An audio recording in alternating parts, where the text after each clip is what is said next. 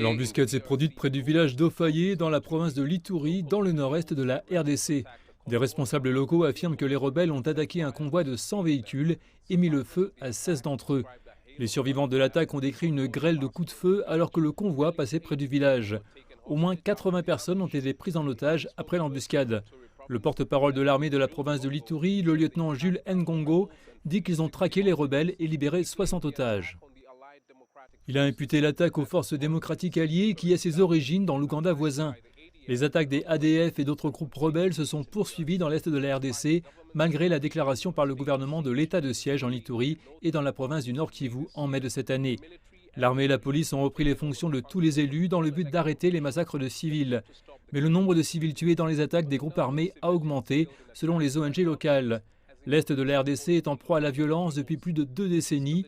L'ONU affirme que l'exploitation illégale des minerais a alimenté le conflit et a contribué à maintenir la violence armée.